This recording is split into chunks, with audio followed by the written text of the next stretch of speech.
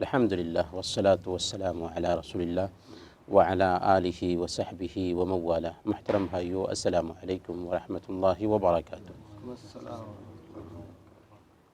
رمضان کی آمد ہے اور ہم روزہ کے احکام اور مسائل سیکھ رہے ہیں۔ آج ہم جانیں گے وہ کون کون سی چیزیں ہیں جن سے روزہ ٹوٹ جاتا ہے، اور وہ کون کون سی چیزیں ہیں جن سے روزہ نہیں ٹوٹتا۔ تو 6 چیزیں ایسی ہیں جن سے روزہ ٹوٹ جاتا ہے۔ کتنی چیزیں؟ 6 چیزیں ہیں جن سے روزہ ٹوٹ جاتا ہے۔ سب سے پہلے نمبر پر جمع، یعنی شوہر بیوی کا آپس میں تعلق قائم کرنا، اور جب جمع سے روزہ ٹوٹتا ہے تو زنا سے بدرجہ اولا روزہ ٹوٹے گا اور ایک انسان گناہ گار بھی ٹھہرے گا۔ دوسرے نمبر پر مشت زنی، یعنی وہ پانی نکالنا جس کے ذریعہ بچے کی پیدائش ہوتی ہے، چاہے جس طریقے سے بھی ہو، تو اس سے بھی روزہ ٹوٹ جائے گا۔ تیسرے نمبر پر کھانا پینا، کھانے پینے سے بھی روزہ ٹوٹ جاتا ہے۔ چوتھے نمبر پر جو چیز کھانے پینے کے حکم میں ہو، اور اس کو ہم جانیں گے انشاءاللہ تفصیل سے۔ اور 5ویں نمبر پر جان بوجھ کر کے قے کرنا، اور 6 نمبر پر حیض اور نفاس کا خون آنا، اور یہ عورتوں کے ساتھ خاص ہے۔ یہ 6 چیزیں ہیں جن سے روزہ ٹوٹ جاتا ہے۔ سب سے پہلے نمبر پر جمع، یعنی اگر روزے کی حالت میں ایک آدمی اپنی بیوی سے ہم بستری کرتا ہے تو اس کی وجہ سے اس کا روزہ ٹوٹ جائے گا، اور صرف روزہ ہی نہیں ٹوٹے گا بلکہ وہ گناہ گار بھی ہوگا۔ اس لیے اس کے اوپر 3 چیزیں لازم آتی ہیں۔ پہلے نمبر پر اس نے اللہ کی غیرت کو پامال کیا ہے، اس لیے وہ سچی توبہ کرے اور آئندہ ایسا نہ کرنے کا پختہ عزم رکھے۔ دوسرے نمبر پر وہ اس روزے کی قضا دے، اور تیسرے نمبر پر اس کا کفارہ بھی دے۔ صحیح بخاری اور صحیح مسلم کی روایت میں ایک صحابی اللہ کے نبی صلی اللہ علیہ وسلم کے پاس آئے اور انہوں نے کہا کہ یا رسول اللہ، میں ہلاک ہو گیا۔ پوچھا کیا ہوا؟ تو انہوں نے کہا کہ میں نے روزہ رکھ کر کے اپنی بیوی سے ہم بستری کر لیا ہے۔ تو اللہ کے نبی صلی اللہ علیہ وسلم نے اس سے کہا کہ کیا تم ایک غلام آزاد کر سکتے ہو؟ تو انہوں نے کہا کہ مجھے غلام آزاد کرنے کی طاقت نہیں ہے۔ پوچھا کیا تم 60 روزے رکھ سکتے ہو؟ تو انہوں نے کہا کہ مجھے 60 روزہ رکھنے کی بھی طاقت نہیں ہے۔ پوچھا کہ کیا تم 60 مسکین کو کھانا کھلا سکتے ہو؟ تو انہوں نے کہا کہ ہمیں 60 مسکین کو کھانا کھلانے کی بھی طاقت نہیں ہے۔ اسی بیچ اللہ کے نبی صلی اللہ علیہ وسلم کے پاس کھجور کے کچھ ٹوکرے آئے، تو اللہ کے نبی صلی اللہ علیہ وسلم نے وہ ٹوکرا دیتے ہوئے کہا کہ لے جاؤ اور اسے مدینہ کے غریبوں میں تقسیم کر دو۔ اس نے کہا کہ یا رسول اللہ، کیا اپنے سے زیادہ غریب میں؟ میری حالت یہ ہے کہ مدینہ میں تو سب سے غریب میرا ہی گھرانہ ہے۔ تو اللہ کے نبی صلی اللہ علیہ وسلم مسکرائے اور کہا کہ لے جاؤ، تم اپنے گھر والوں کو ہی اسے کھلا دو۔ تو اس سے پتہ یہ چلا کہ اگر کوئی آدمی روزے کی حالت میں اپنی بیوی سے ہم بستری کر لیتا ہے تو اس کے اوپر توبہ ہے، قضا ہے اور کفارہ ہے۔ دوسری چیز جس کی وجہ سے روزہ ٹوٹ جاتا ہے وہ ہے مشت زنی، یعنی ہاتھ سے اس پانی کو نکالنا جس سے بچے کی پیدائش ہوتی ہے، یعنی غسل اپنے اوپر واجب کر لینا چاہے جس طریقے سے بھی ہو، تو اس سے بھی روزہ ٹوٹ جائے گا، لیکن اس کی وجہ سے کفارہ لازم نہیں آتا ہے، وہ گناہ گار ٹھہرے گا، اور اس کے اوپر ضروری ہے کہ وہ سچی توبہ کرے اور پھر اس روزے کی قضا دے، لیکن کفارہ اس کے اوپر لازم نہیں آتا۔ تیسری چیز جس سے روزہ ٹوٹ جاتا ہے وہ ہے کھانا پینا۔ اللہ کے نبی صلی اللہ علیہ وسلم نے اس بات کی صراحت کر دی ہے صحیح بخاری اور صحیح مسلم کی روایت کے مطابق من نسی وهو صائم فأكل أو شرب فليتم صومه فإنما أطعمه الله وسقاه، کہ جو آدمی بھول چوک کر کے کھا پی لے تو اس کو چاہیے کہ اپنا روزہ مکمل کرے، کیونکہ اللہ تعالیٰ نے اس کو کھلایا اور پلایا ہے۔ تو چونکہ کھانا پینا یہ سبب بنتا ہے روزہ کے توڑنے کا، اس لیے اگر کوئی آدمی بھول چوک کر کے کھا پی لے تو اس کی وجہ سے اس کا روزہ نہیں ٹوٹے گا۔ اس سے پتہ یہ چلا کہ جان بوجھ کر کے کھانا پینا اس سے روزہ ٹوٹ جائے گا، لیکن بھول چوک کر کے کھا پی لے تو اس سے روزہ نہیں ٹوٹے گا۔ اسی طریقے سے ناک کے راستے معدہ تک اگر کوئی چیز پہنچائی جا رہی ہے تو اس سے بھی روزہ ٹوٹ جائے گا، کیونکہ ناک جو ہے نا حلق کا منفذ ہے اور آسانی کے ساتھ ناک کے راستے چیزیں پہنچ جاتی ہیں حلق کے اندر۔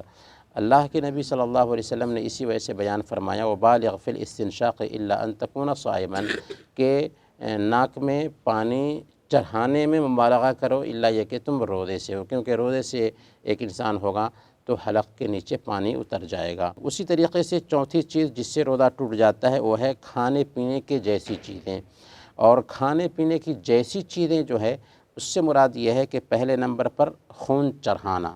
اگر کسی انسان کو خون چڑھایا جاتا ہے طاقت کے لیے تو اس سے بھی روزہ ٹوٹ جائے گا۔ کیوں؟ اس لیے کہ یہ بھی کھانے پینے کی جیسی چیزیں ہیں۔ اسی طریقے سے اگر کسی انسان کو غذائی انجیکشن دیا جاتا ہے تو غذائی انجیکشن کا بھی مقصد ہے طاقت پہنچانا، تو اس حالت میں بھی اس کا روزہ ٹوٹ جائے گا۔ لیکن اگر غذائی انجیکشن نہیں ہے، نارمل انجیکشن ہے، تو صرف انجیکشن سے روزہ نہیں ٹوٹتا ہے۔ پانچویں چیز جس کی وجہ سے روزہ ٹوٹ جاتا ہے وہ ہے جان بوجھ کر کے قے کرنا۔ تو اس سے پتہ یہ چلا کہ اگر ایک انسان کو قے آ جائے تو اس سے روزہ نہیں ٹوٹے گا۔ اللہ کے نبی صلی اللہ علیہ وسلم سنن ابی داؤد کی روایت کے مطابق بیان فرماتے ہیں من ذرأہ القی فلیس علیہ قضاء ومن استقاء عمدا فلیقض، کہ جسے قے آ جائے اس کے اوپر قضا نہیں ہے، لیکن جو جان بوجھ کر کے قے کرے اس کو چاہیے کہ اس روزے کی قضا کرے۔ تو پتہ یہ چلا کہ جو روزہ توڑنے والا قے ہے وہ یہ ہے کہ آدمی جان بوجھ کر کے انگلی ڈال کر کے قے کرے، لیکن اگر خود بخود قے آ جائے تو اس سے روزہ نہیں ٹوٹے گا۔ اور چھٹی اور آخری چیز جس سے روزہ ٹوٹ جاتا ہے وہ ہے حیض اور نفاس کا خون آنا، پیریڈ کے دنوں کا خون آنا، اس سے بھی روزہ ٹوٹ جاتا ہے۔ کچھ میڈیکل کے مسائل ہیں جن کو بھی سمجھ لینا چاہیے کہ ان سے روزہ ٹوٹتا ہے یا نہیں ٹوٹتا ہے۔ سب سے پہلے نمبر پر ٹوتھ پیسٹ ہے، تو ٹوتھ پیسٹ کا استعمال کرنا روزے کی حالت میں تو جائز ہے، لیکن اس کے قطرات اگر حلق کے نیچے اتر جائیں تو روزہ ٹوٹ جائے گا۔ اس لیے بہتر ہے کہ روزے کی حالت میں ٹوتھ پیسٹ کا استعمال نہ کیا جائے۔ دوسری چیز ڈراپس جو آنکھ یا کان میں ڈال رہے ہوں تو آنکھ اور کان میں ڈراپس ڈالنے کی اجازت ہے، لیکن ناک میں ڈالنے سے بچنا چاہیے کیونکہ ناک ڈائریکٹ حلق کا راستہ ہے۔ حجامہ کرانا، تو اگر کوئی آدمی حجامہ کراتا ہے تو حجامہ کرانے کی وجہ سے اس کا روزہ نہیں ٹوٹے گا، راجح قول یہی ہے۔ البتہ افضل یہ ہے کہ حجامہ اگر رات میں کراتے ہیں افطار کے بعد تو یہ بہتر رہے گا۔ انجیکشن لگانا، جیسا کہ ہم نے کہا کہ اگر غذائی انجیکشن ہے تو اس کی وجہ سے روزہ ٹوٹ جائے گا کیونکہ یہ کھانے پینے کے حکم میں ہے، لیکن اگر نارمل کوئی انجیکشن ہے جس میں غذائی چیزیں نہیں پائی جاتی ہیں تو اس سے اس کا روزہ نہیں ٹوٹے گا۔ تو گویا کہ نارمل انجیکشن لیا جا سکتا ہے۔